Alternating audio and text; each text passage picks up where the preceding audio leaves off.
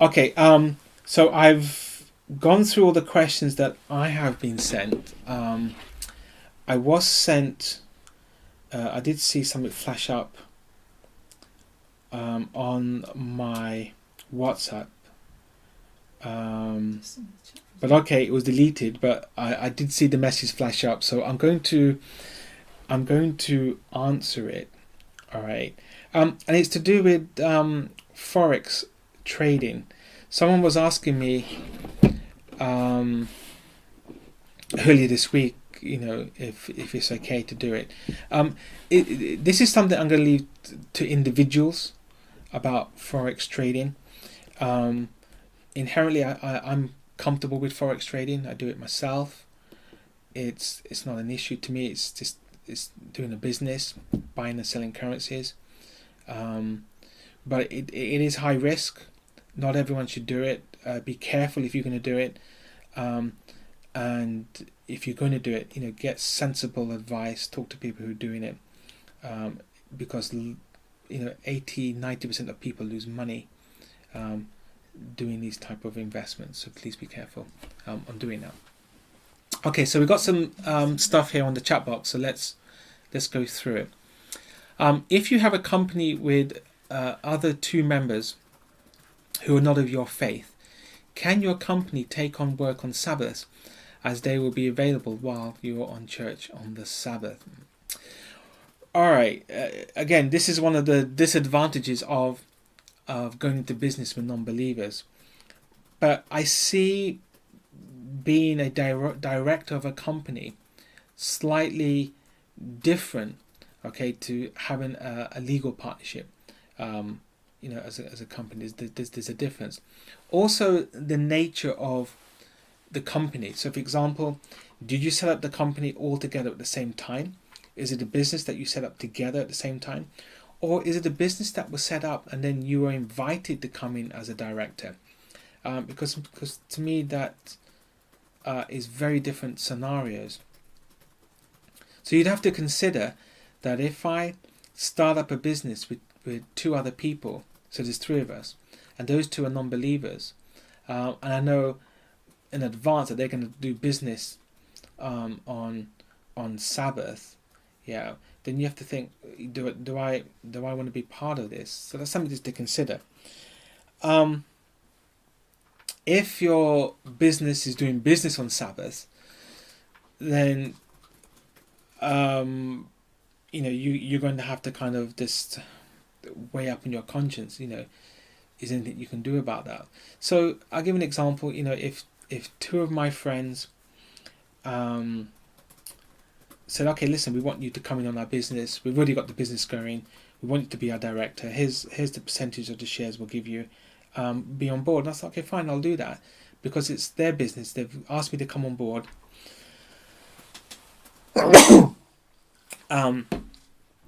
And from that perspective, they're making mostly the business decisions, and I'm acting mostly as admin. So obviously, things that they do, I say, okay, you know what?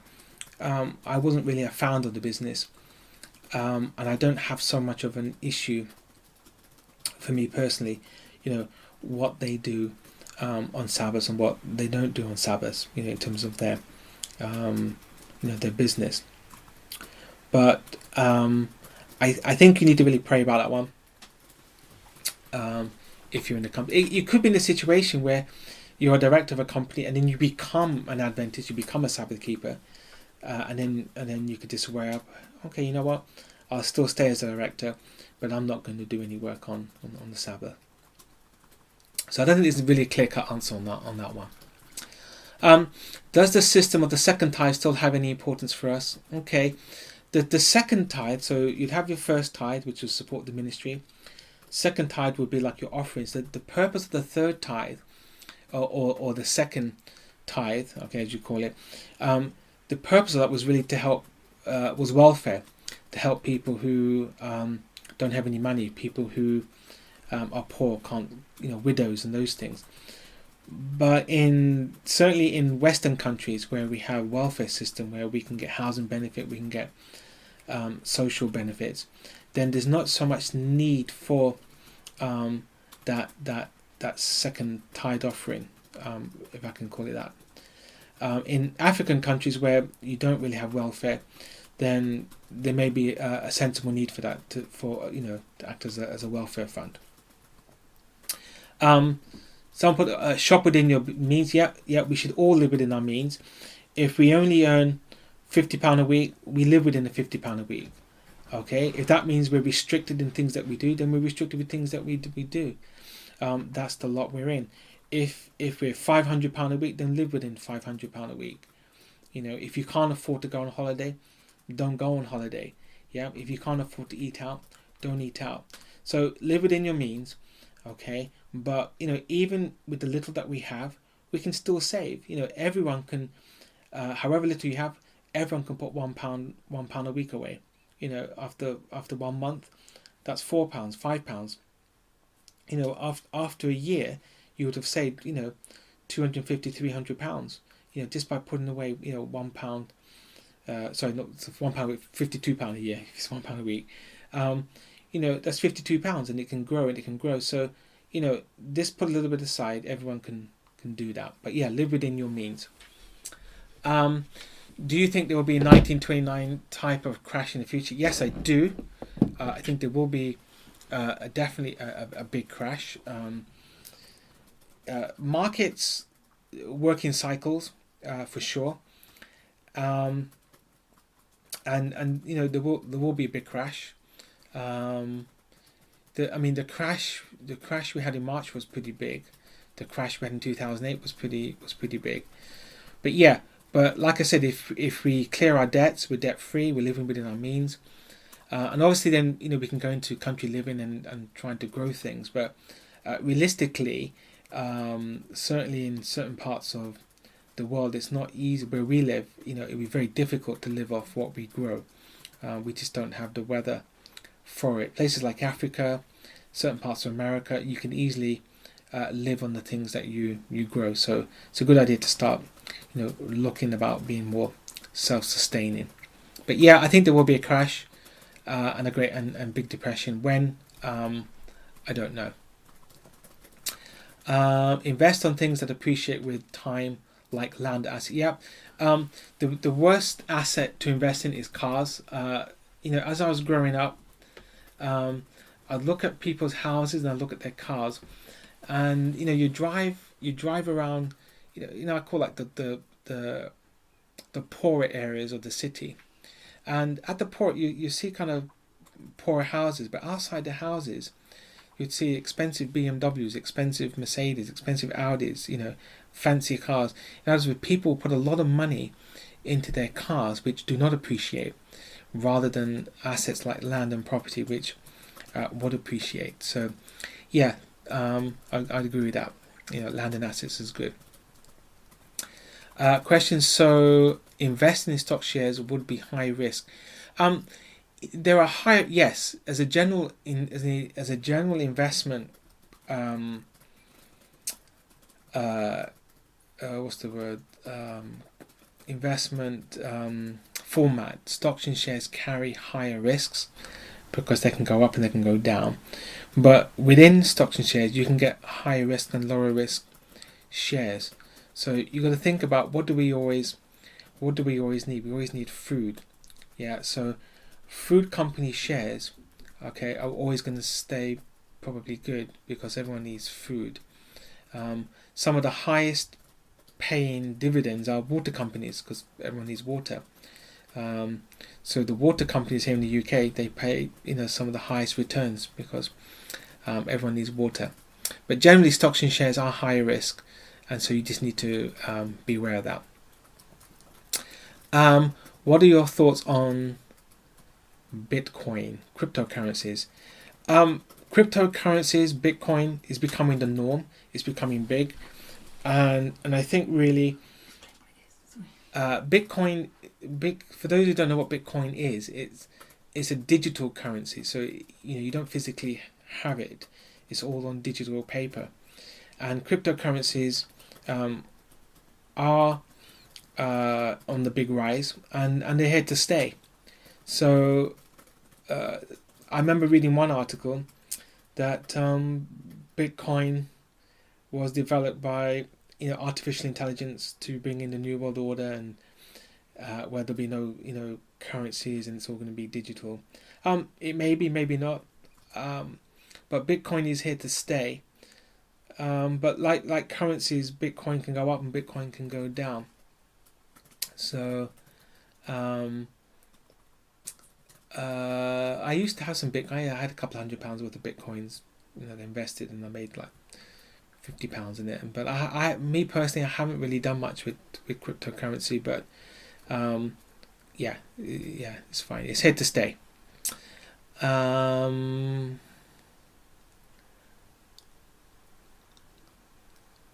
Okay, yeah. So I think I've answered the forex. For me personally, I think it's okay. It's okay to do, and stocks and shares.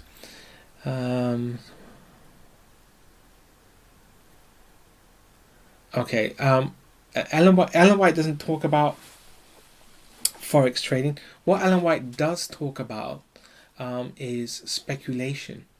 So Ellen White talks specifically about speculation and specifically about gambling.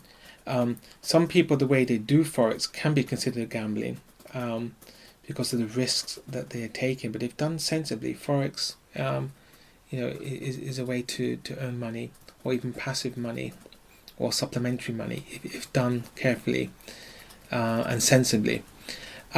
She talks about speculation. So at the time, things like gold mines. So people would invest huge amounts of money into potential gold mines, and then nothing would come of it. So she really talked a lot about speculating investments, to be careful of those kind of things. When you go back and look at the context of the kind of investments she was talking about that we should stay away from. And also, I just want to say, do not invest while detracting on God's work. Only kind of invest things that you can afford to lose. Okay. Does the movement have an accounting for the tithes and offerings and how they are spent? Is this something that could be made public? If not, why not?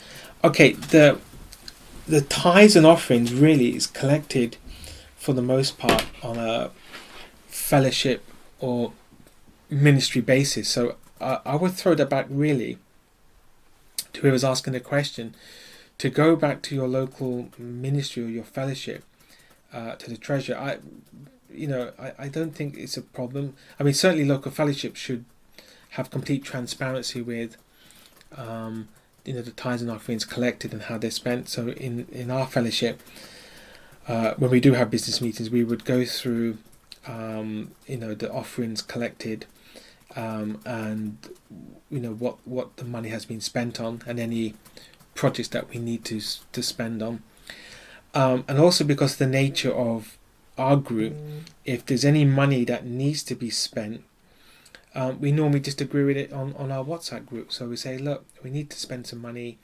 Are we all in agreement? Have some discussion, and then we go with the majority vote.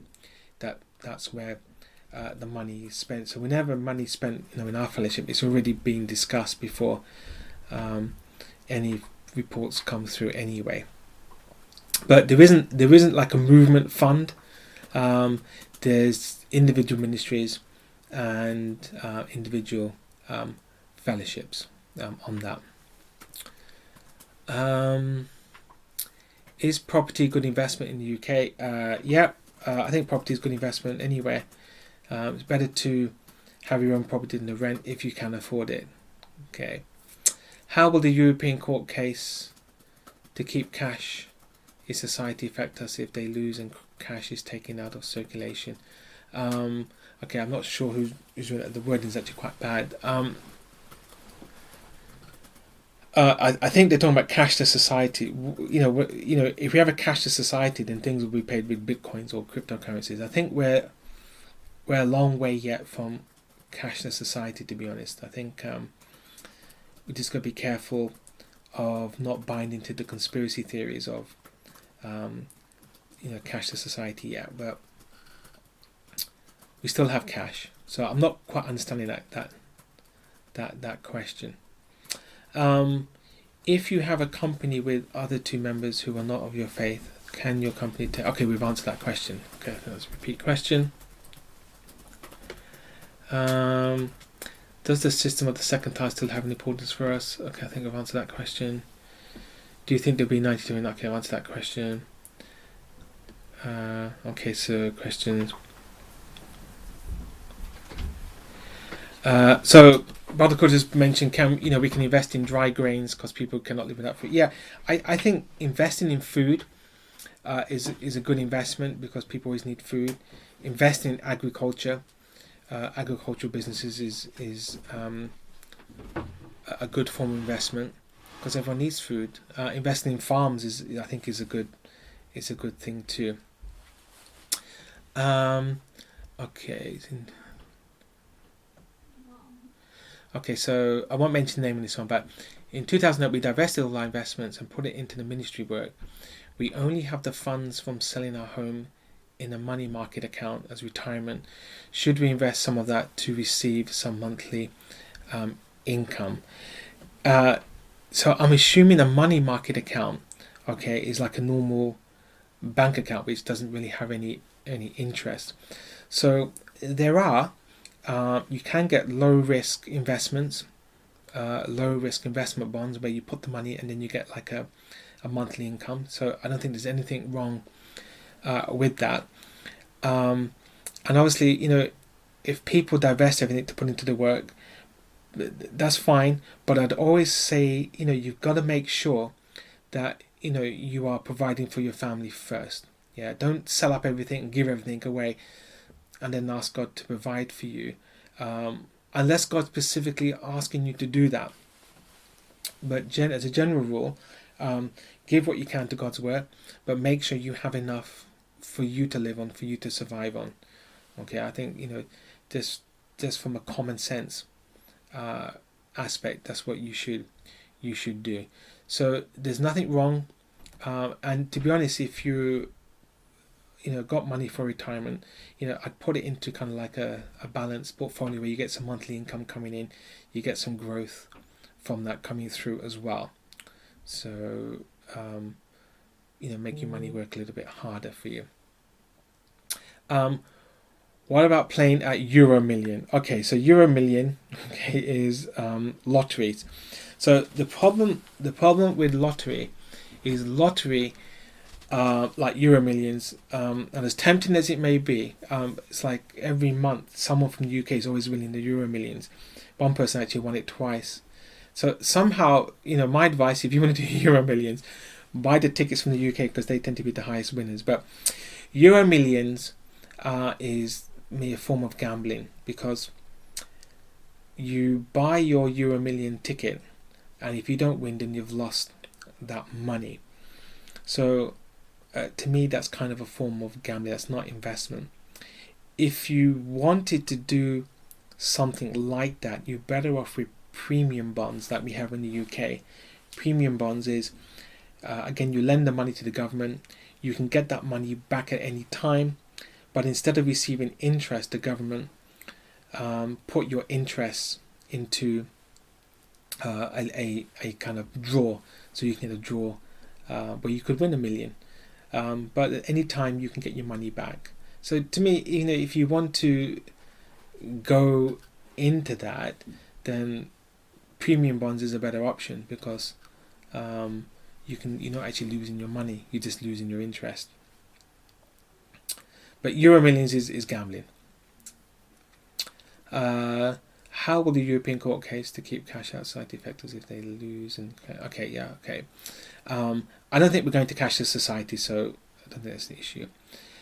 What makes it an investment versus a gamble? That's a good question.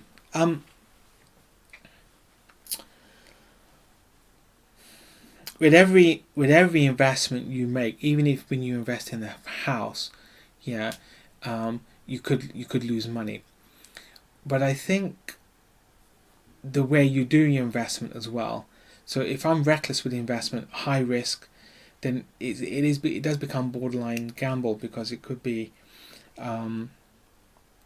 I could lose everything, on a high risk. So I would stress this, stress this, that only invest what you can afford to lose.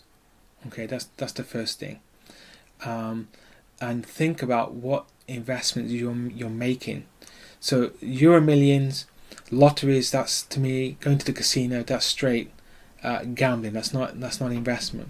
When you invest in a business, and by the way, just because you invest in a business and it's your business, the business can fail and you can lose money. So even starting the business can be a gamble, and there's a difference between a gamble and gambling. Okay, so I want to stress that difference. When we talk about a gamble, we're talking about, it's risky. Okay, even starting a business can be risky, and a business can fail.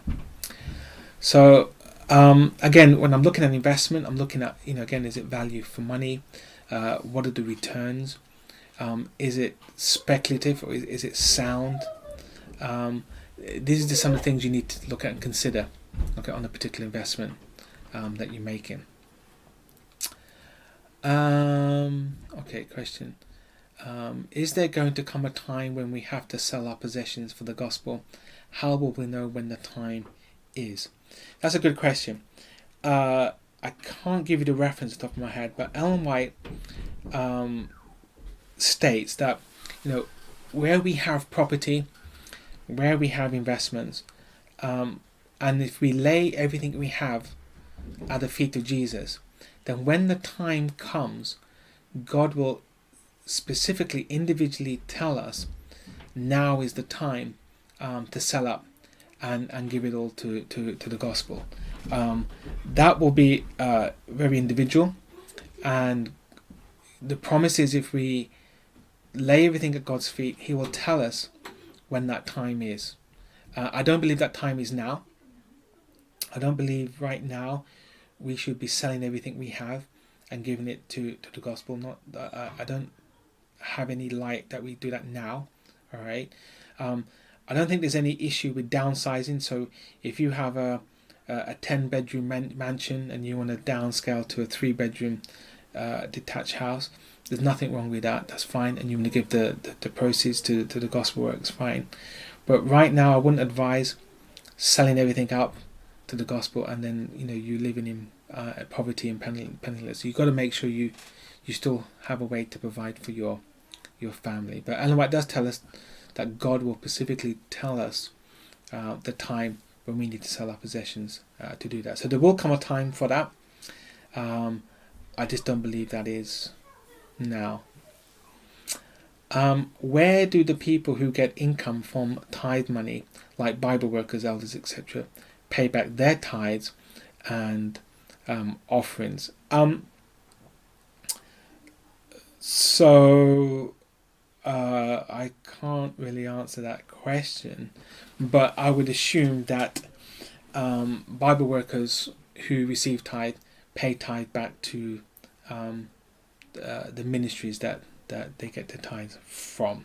Okay, and sometimes tithe is sent directly to gospel workers, and in which case then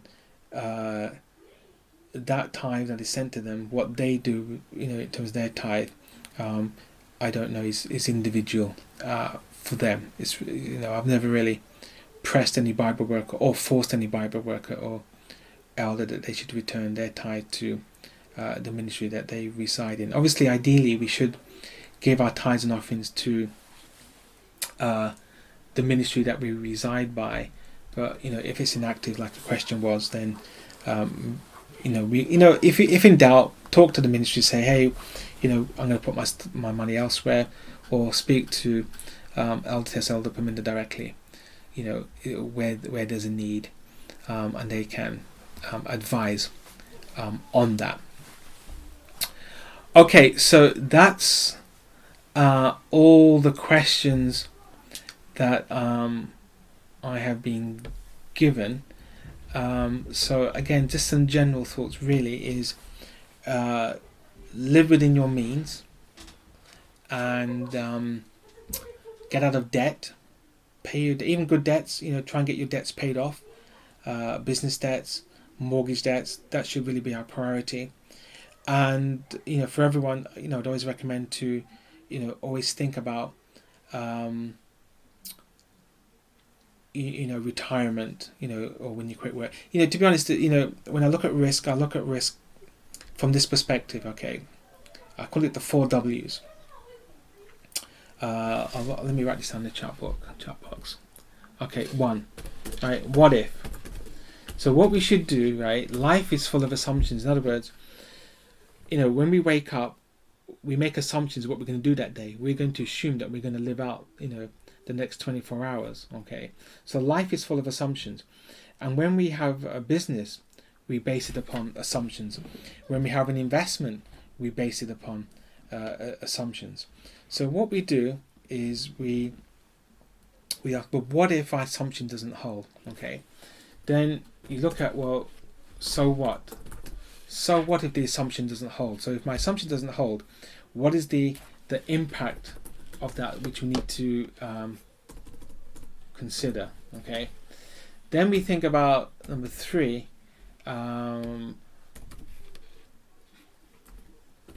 What is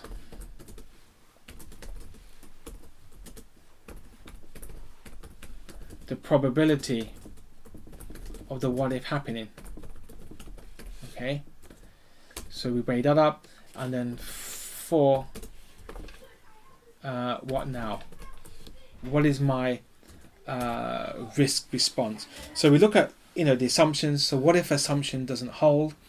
So what is the impact of that assumption not holding?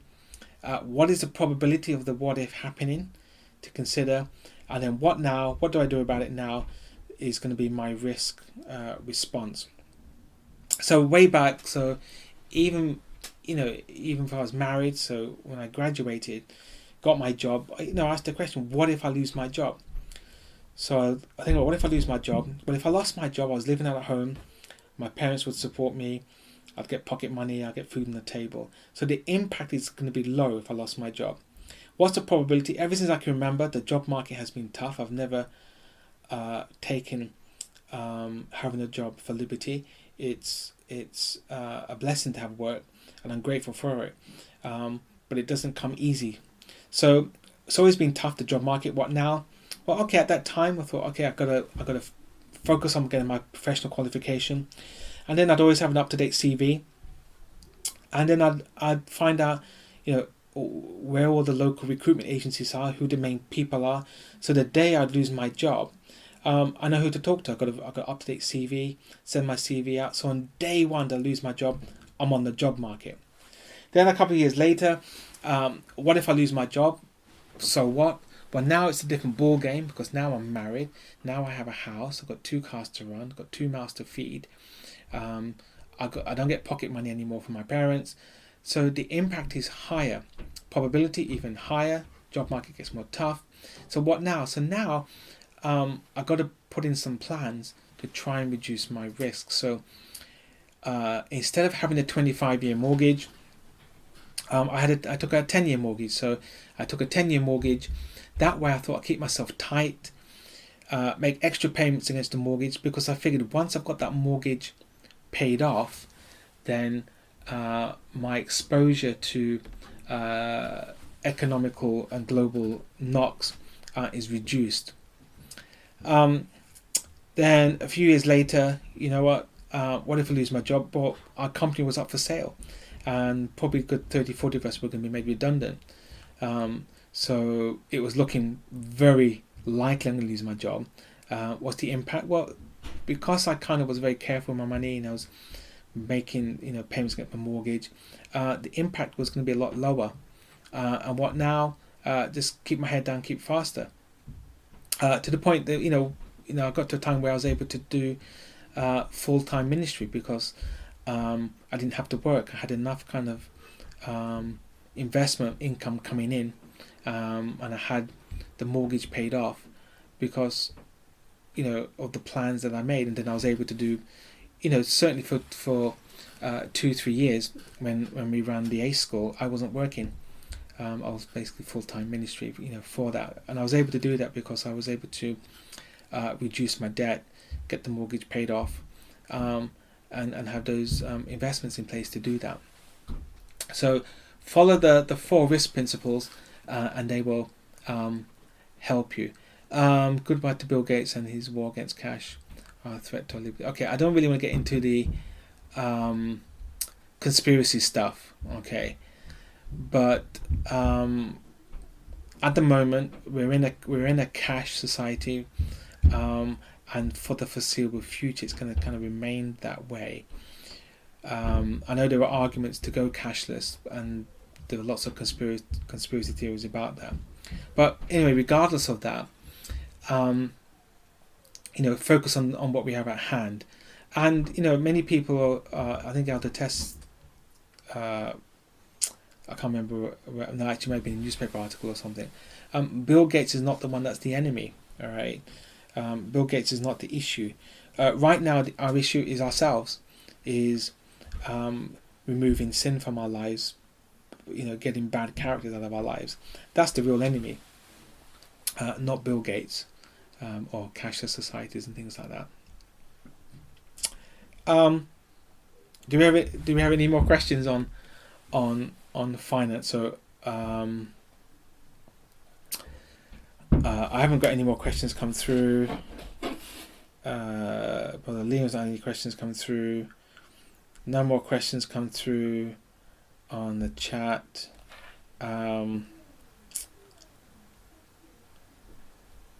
So I'm not actually working on my computer, otherwise I had some extra notes on stuff, but I'll just follow just a couple other principles. Really, is being a guarantor. The Bible talks quite strongly that none of us should be guarantors for anyone. What I mean by guarantor, it means like if a brother or sister takes out a loan, and the bank system, you need to have a guarantor, then they come to me and say, hey, will you be my guarantor? In other words, if they can't pay the debt, then the bank comes to me. The Bible tells me absolutely do not do it. Right? Do not be a guarantor for anyone. And there's been times when a few people have asked me to be their guarantor, and I won't do it. Based on biblical principles. The only time I would be a guarantor would be maybe for a relative, my children, my brother, and then I'd be prepared just to lose the money, on that basis. Relative, I probably would not be a guarantor to a relative, like a cousin. All my cousins are not on the message anyway, not even Adventists or Christians, so there's no way would I really be a guarantor to my relatives. So don't be a guarantor, for your relatives. Okay, so if there's no more questions, we've been going for an hour and almost 40 minutes. So if we don't have any more questions, then we can probably close. Any more questions? If you do have a question that comes after me, please, you can WhatsApp me, and then I can try and answer that question, to you. And I know a couple of weeks back there was some discussion on the Bible study forum about finances and money. What I might do, I'll think about it, because we have so many WhatsApp forums now. It's kind of a little bit ridiculous, but I may or may not set up a finance business WhatsApp forum where we can a place where we can ask questions, share ideas. I may do that. I'll see. Yeah, I'm really getting WhatsApp messages. Please set that up. Okay, so I'll we have one.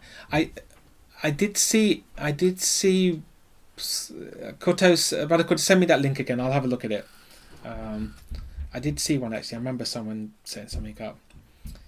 We'll see. Could you give a quick breakdown of a dollar, percentages here and there? A quick breakdown of a dollar. I guess what you mean by that is out of every dollar, how much should be done for offerings, mission work, food, rent, that kind of thing. I guess that's what you're suggesting. Obviously, if we take a dollar, 10 cents goes to your tithe, so you got 90 cents left. And by the way, I have to be honest with you that I found that when you pay your tithe, the 90 cents is actually worth more than the dollar. Don't ask me how, but it's kind of just a supernatural law that your 90 cents goes further than your original dollar. So 10 cents goes towards your tithe. Then you could take a 5% offering, so 5 cents goes to your offering, so 15 cents is down, so you've got 85 cents left over. Obviously, from that 85 cents, you're going to have rent or mortgage payments from that, and that's going to vary from individual to individual. So it's very difficult to give a specific breakdown on that. And then obviously food will come out of that. Then general bills and expenses, household expenses, and then from that, obviously if you've got family, you your clothes and travel, and then what you got left over, you want to try and put away to either reducing your debt, reducing your mortgage, or put a little aside. And I would definitely, you should be putting a little bit aside, each month towards some kind of retirement savings pot. So even if it's like 5%, so another 5 cents to that. But you always want to do that. Ellen White always talks about a rainy day fund, where she says you should put aside, she uses the words weekly because most people we paid weekly, but she say put a little bit aside each week for a rainy day. And that rainy day could be if you come across hard times, or if someone comes across hard times, or if there's a mission appeal and there's urgent funds required, you can call upon your rainy day fund to give. So everyone, however little or much you earn, you want to be putting a little bit aside each week, each month, okay, for emergency. Call it emergency fund, contingency fund, whatever you like to do. What do I think about life insurance? I already spoke about life insurance. I believe everyone or every family should have life insurance policy. The best way to do life insurance policy is not to have joint policies, but have individual policies, so that if one partner passes away, the other one still has a policy intact for the children. But however much you can afford, you want to have a policy in place, especially in case of death. You have provision for your partner or for your children.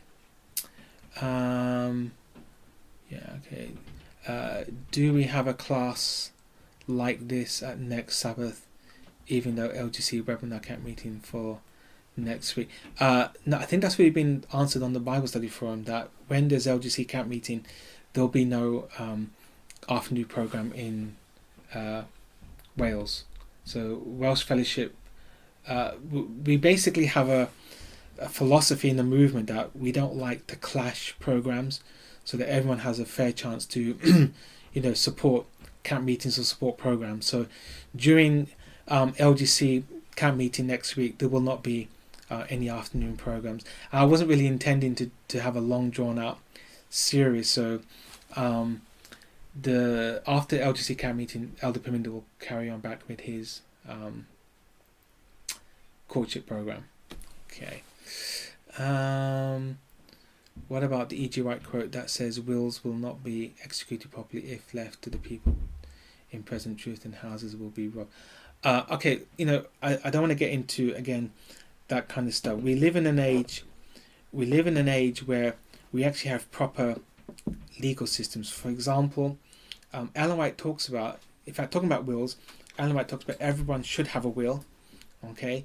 And if you don't have a will, you should make it a priority to have a proper will in place.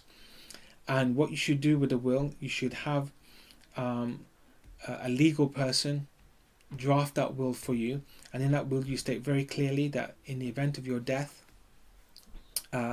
what you would like to have with your assets done. And then what you do with that will, okay, is you have a system where the will is kept by you and a copy of the will is kept with the solicitors.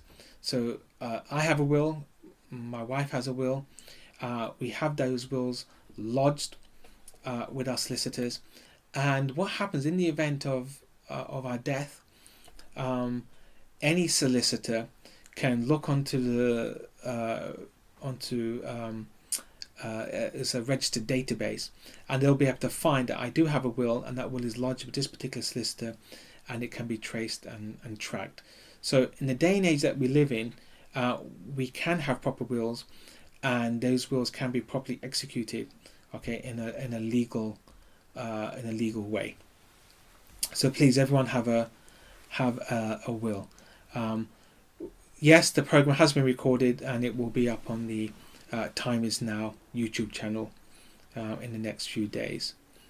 I need to start putting away something each week, no matter how small. Very Wise Counsel, we as adults should already have known this, but unfortunately many of us have never stopped. Even if it's £1 a week, put it away. That's important. Just give me a second. I've got a WhatsApp message. I just want to read it, and then I'll see if it needs sharing.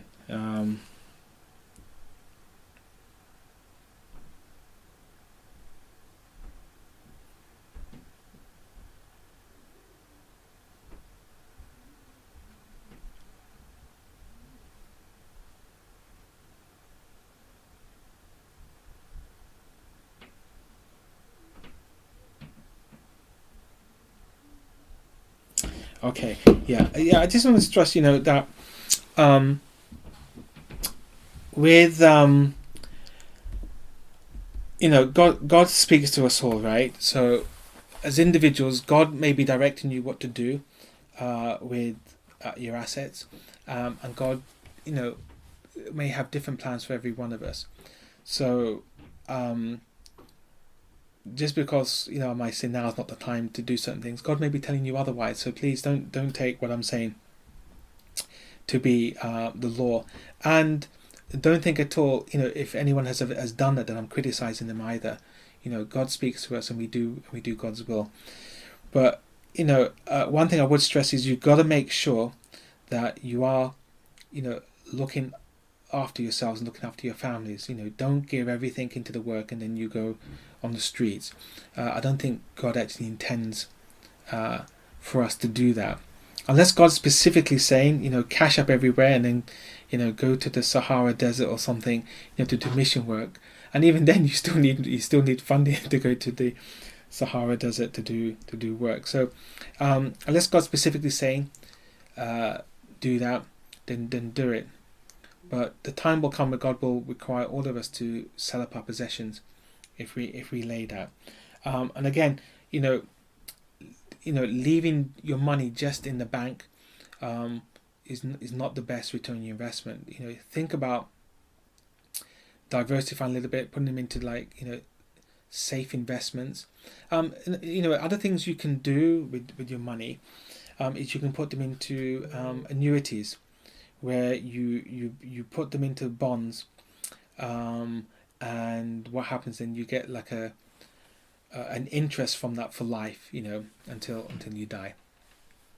So what about a loan to get an education? Yeah, fine, perfect, if that's what you need to do. Just never pay it again. Take the loan and never pay it again. In the UK, if you get a student loan, then you don't have to pay it back until you earn a certain amount of money.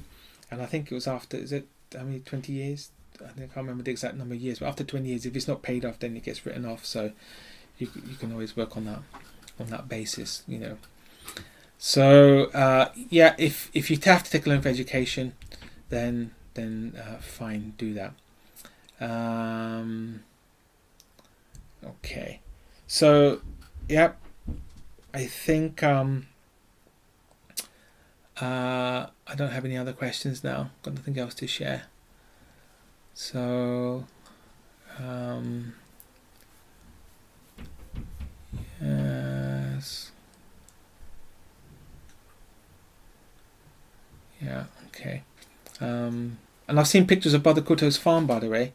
Very impressive. He's growing there. He shows me pictures of his crops, and he sells them in the market. And it's good. It's good investment to do, and it's worthwhile investment as well. Investing in land and property is good. Oh, any more questions?